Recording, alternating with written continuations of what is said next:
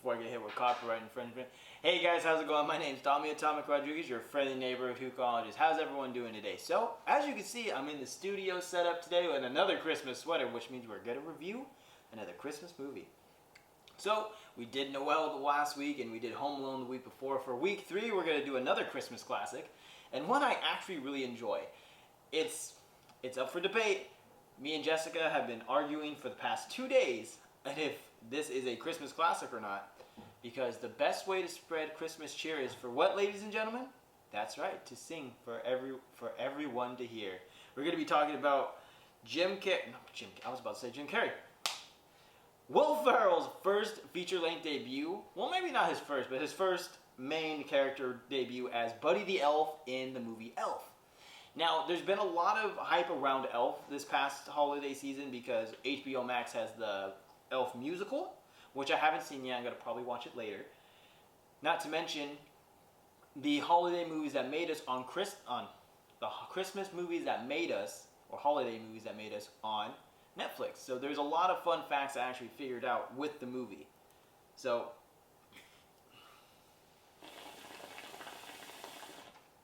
there was a bunch of misfits in this whole process to make Elf. Let me explain that a little bit. The director was Jon Favreau, and before Jon Favreau made Iron Man, made Baby Yoda, and started making The Mandalorian what it was, Jon Favreau had starred and made one movie prior to that, and that was the movie Made. And I think he was like a low-level criminal. He was paired with Vince Vaughn and everything else like that. So it was a pretty fun time. Oh, not a fun time, but you get what I mean. He was just a very nice director. He was an early director trying to get into, making movies. And he was an actor, so on and so forth. And this movie is filled with star power. Not only does Will Ferrell play the lead, we have James Caan playing his dad, Walter. And, oh my god, James Caan is actually super funny. We have Edward Asher as Santa. We have Papa Elf played by Bob Newhart. And all these guys were just great in this film. And not to mention, Jovi was played by Zooey Deschanel. For those who don't know who Zooey Deschanel is, you all should be ashamed of yourselves. Because who's that girl? It's Jess. Right? I love that show. And the whole movie was just so fun-loving. The real inspiration for a lot of the stuff in Elf, which I just kind of found out for myself, and it didn't click until after I heard this fun fact, that they were all, like the whole Santa Village and Christmas and everything was based and centered around the old Rudolph movies by Robert Pardon Bass? I forgot. God damn it. This is what happens when I learn all these fun facts and then it just goes out the window when it comes to filming. So, let's talk about Elf.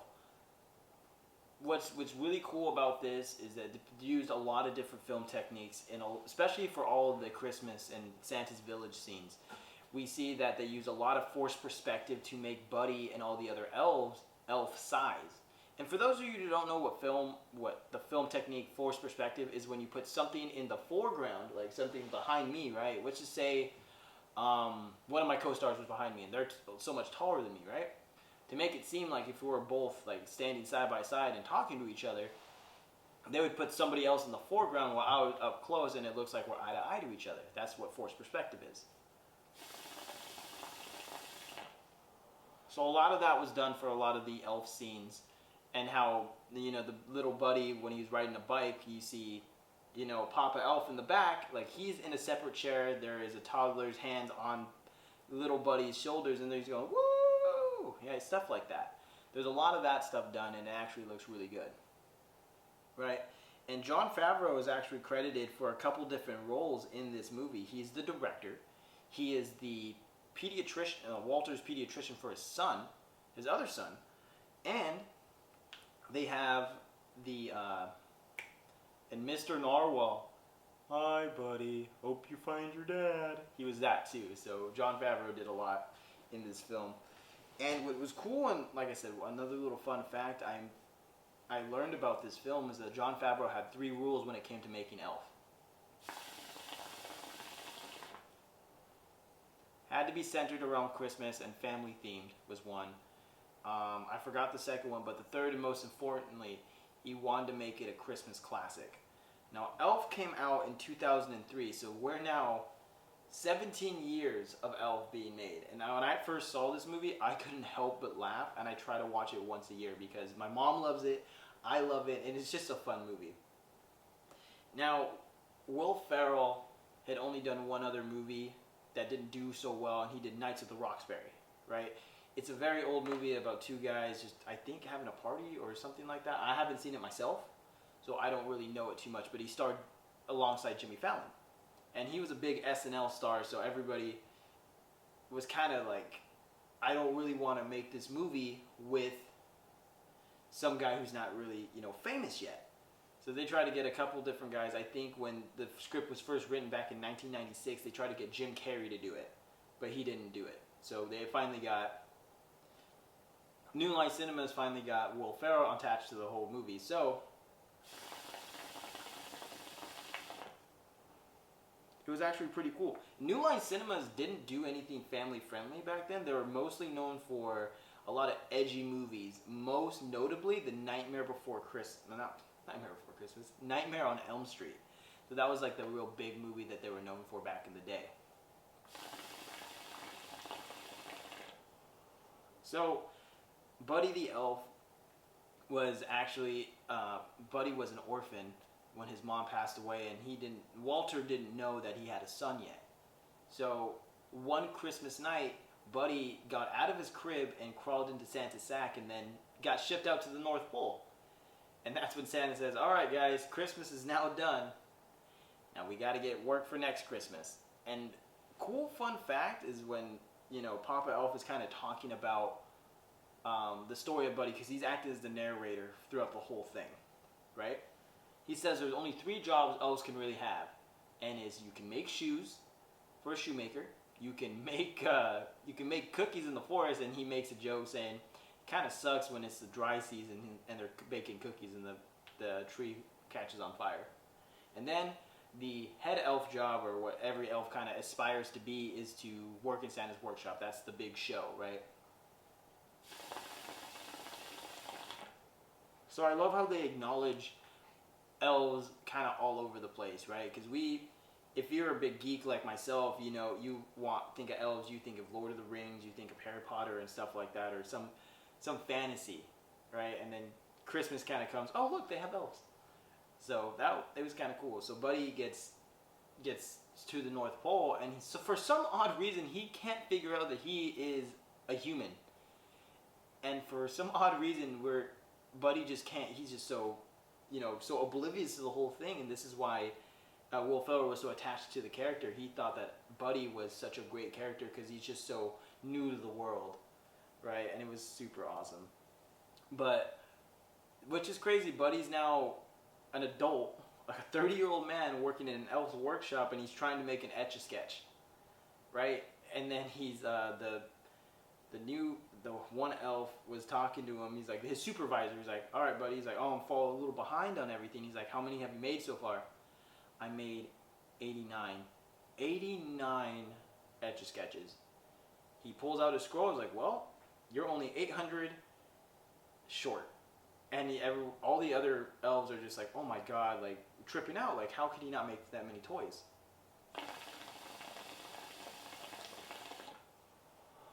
And that's when Buddy really is kind of down on himself. He's like, I forgot what the term was, but it was just like a curse word. He's like, oh, you're not that, you're just special. So he has a special job. His special job was to check out Jack in the Boxes. And this was another little fun thing, and this was a pure reaction to, as Buddy's checking all of the Jack in the Boxes. The last one he checks, he's like, okay, what's going on? And then Jon Favreau had a remote and just pressed it late on him, and it just freaked him out. Right? So that was actually kind of cute. So Buddy now finds out that he is a human, and now he's going to make his way to go to New York City.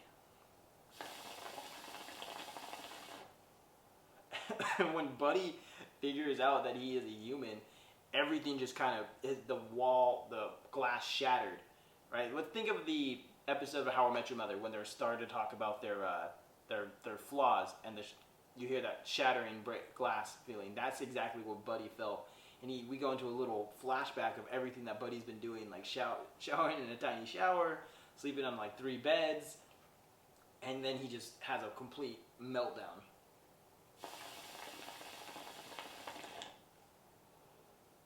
So Buddy is now making his way to New York, and he's talking to Santa. He's like, "There's a few things you gotta look here, man.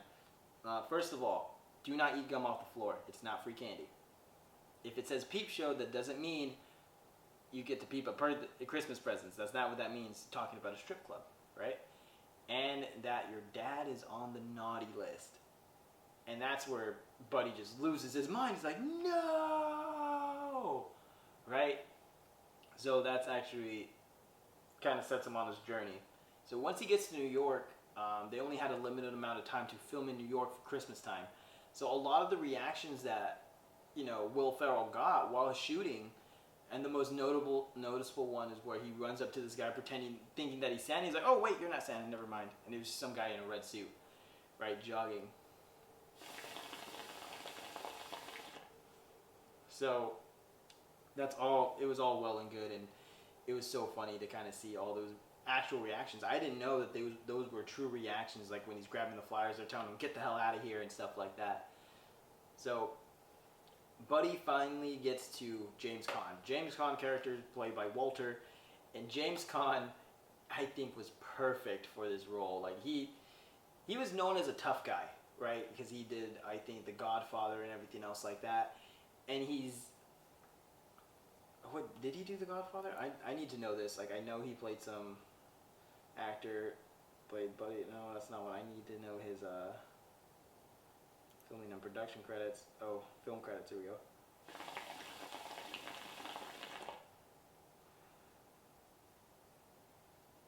So it's real. It was real cool to see James Caan as Walter's dad, and he's a book publisher. So he thinks he's getting a Christmasgram, and then Buddy is now telling him, like, "I'm your son, blah blah blah." I know, like, he mentioned his ex-girlfriend. He's like, "Who is this? Get him out of here. Get him out." And he gets thrown out, and they say, like, the security guards, "Go back to Gimbel's," which is excuse me, a department store. So he goes to the department store and everything else like that.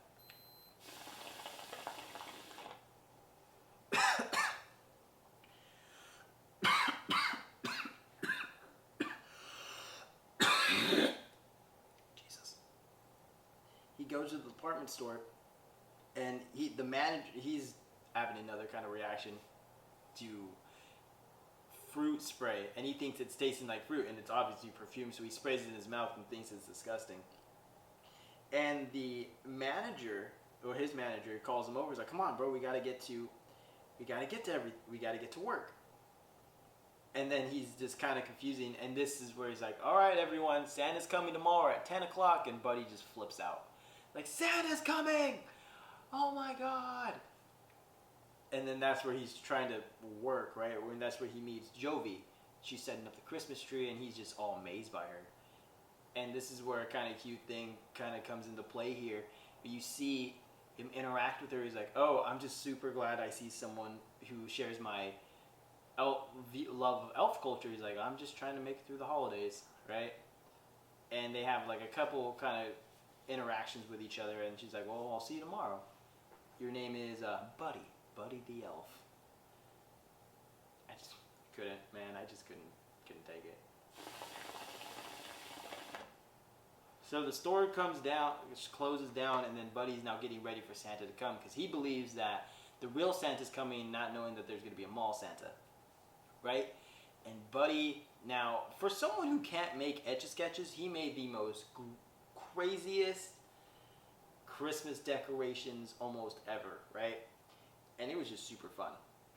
See, he made skyscrapers out of Legos. He put a train set out, made all kinds of, paper snowflakes and everything else like that.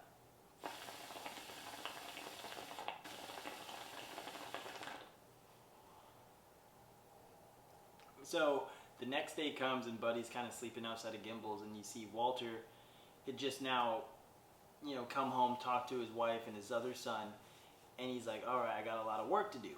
And then the next day kind of comes around and he sees Buddy in a window, right? And he's just sleeping. Then wakes up, he's like, Dad! Dad! And then Walter just kind of walks away. And then you see another clip of Buddy trying to take his dad a Christmas present, but the security guards kick him out again. So he's now gone back to the store and he hears Jovi singing a Christmas song, and he kind of sits on there, crossed everything, legs crossed. Legs crossed, and now starting to sing with her, and she's flipping out. Kicks him out, and then now they're talking like about what they had seen. He's like, "Why were you here this morning?" He's like, "Oh, I was putting together all this." He's like, "You put together all of this?" He's like, "Yeah."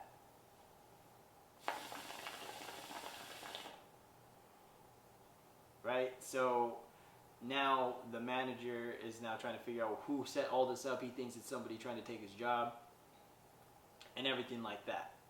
But then this is where the most ridiculous scene comes up. He's now seeing that the Santa's here. He's like, "You're not Santa." It's like, "Of course I am, kid. Of course I am, man. Like, I'm Santa Claus. Leave it alone." I'm trying to buzz him off. He's like, "You sit on a throne of lies." And I was just like, oh my God, that is the greatest line ever. He just looked at him so angrily about it. "You sit on a throne of lies. How dare you be Santa?"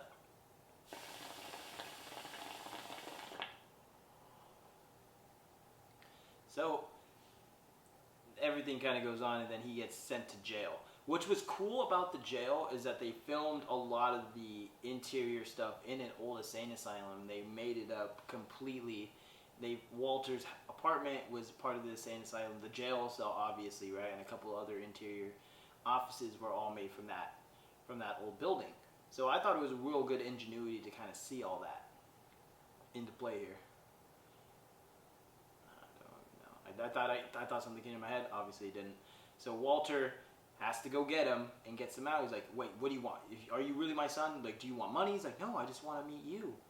So he goes into the doctor's office and finds out that Buddy is his kid and is now taking him home. He's like, "Look, just be with him and he'll grow out of this whole elf thing once he's done." Right? And he's like, "All right, whatever." Takes him home. Then he goes home, and then he's trying to figure out how his wife is trying to figure out how long are you going to be with us. He's like, "Well, I don't think about that. Forever." Right? And we were like, oh God, he's going to be there a long time. But as the story kind of continues, he's trying to connect with his little brother, right? After he has the most incredible scene with James Caan, and Will Ferrell just wouldn't let the scene die. Like, he kept getting on Walter's nerves. He's like, "Dad, Dad, Dad." He's like, "What?" He's like, "I love you." "Yeah, all right." Right? So there's a lot of like little interactions there. And James Caan and Will Ferrell's like interactions with each other are just so classic. Like, you can see that he really gets on his nerves, and he made it a point to do it. And a lot of his improv skills from SNL really showed in this movie, right?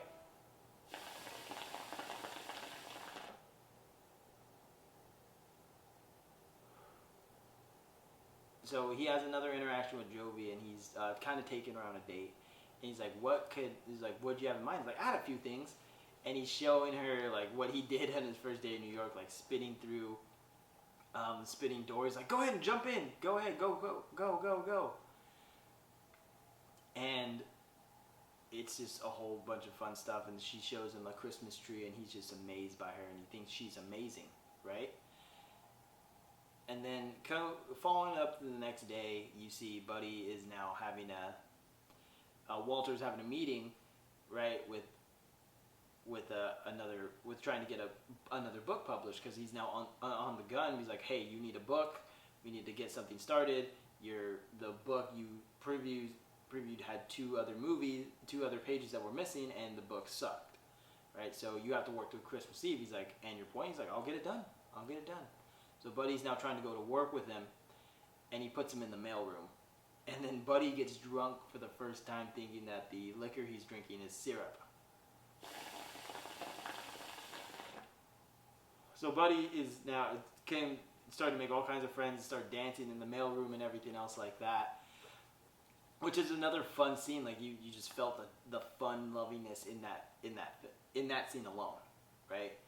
So Buddy has now interrupted the meeting with his dad, and he's meeting by Miles Finch, also played by Peter Dinklage before he was super famous in Game of Thrones and in what's another one he was in, an X-Men not for Apocalypse, what was it? X-Men Days of Future Past as Trask, right? So he thinks he's an elf. He's like, I'm not an elf. Don't call me that. Right? And he's like, and he just starts a whole fight in there. And then he's like, you know what? I'm out of here. Forget this place, blah, blah. And then that's when Walter, fucking unleashes on him. He's like, I want you gone. I don't want you here anymore, blah, blah, blah. Get the hell out of my life. And that's when Buddy feels upset and just decides to, leave, right?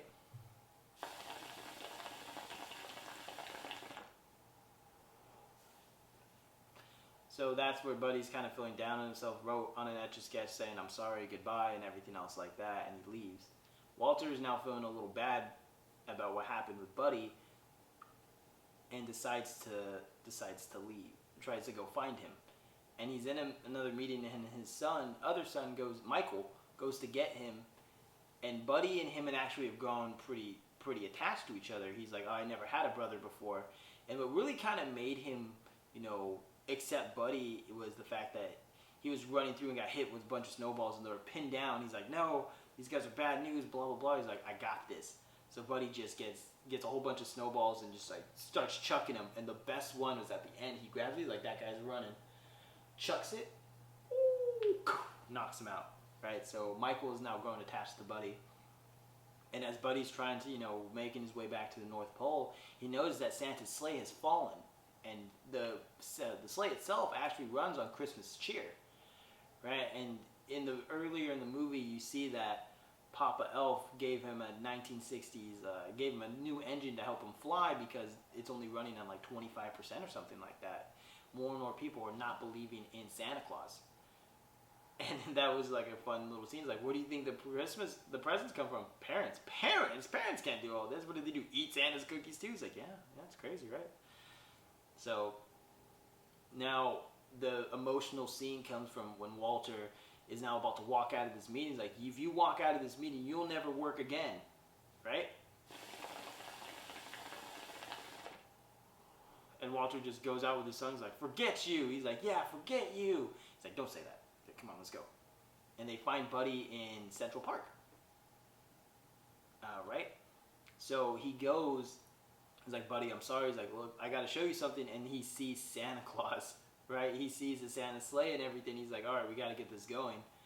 And this came to the best conclusion. It was so heartfelt, right? And this is clearly a short movie, and I got a lot to kind of impact into this small podcast here. But you see how everything's kind of intertwined with one another.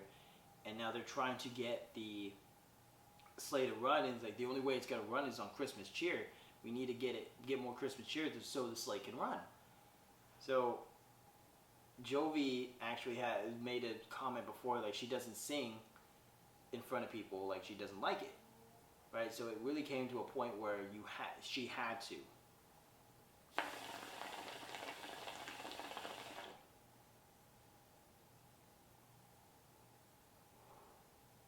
So, and this is where it all kind of comes together now. Right? She starts singing, Santa Claus is coming to town. You better not cry. You better not pout. I can't even sing. I don't even know the words. Huh. Santa Claus is coming to town. And he gets like a whole choir. She gets a whole choir to sing it with her. Right? And the sleigh just starts working again. And then Christmas is saved. And Walter's back on the nice list instead of being on the naughty list like he was before. And the best way to spread Christmas cheer is to sing loud for all to hear, and that's like the main message of the story, right? And it's just, this is such a good movie.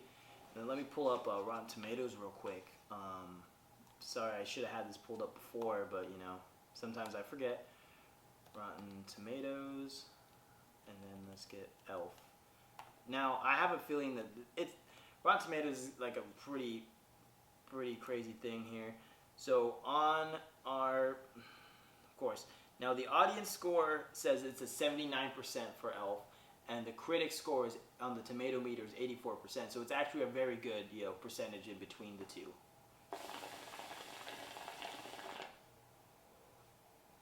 And at the end, you see that Papa Elf is now kind of narrating the end, and Jovi's now come to live with Buddy on the North Pole, and they're having their family together and everything else like that. And you can really see the lives of everyone that Buddy has touched and how different everything is. And this movie was just such a good, fun time to watch. Like I said, this is something I like to watch every Christmas, at least once or twice, because I think it's such a great movie, But there's not much else I could say. Me personally, I think it's a great movie that you should watch for yourself. That's all I really have for you guys this podcast. Be sure to find me on Instagram and or Twitter under _hookahologists. Be sure to find us on Facebook as well under the Hookahologists. We post new podcasts, videos, and if you have any kind of suggestions, leave them there. Right? Now, what other Christmas movies do you guys want to see? And I'm tired of hearing Die Hard. I am a firm believer that Die Hard is not a Christmas movie, okay? And new fun fact, you can actually become a supporter of the podcast as well. I'll leave a link to that in the description below. For 99 cents a month, you too can help Cinema Smoketography produce more podcasts. So if you're not a member already, go ahead and click the link and help out the channel if you like. It really helps us out here at the channel so we can produce more podcasts for you.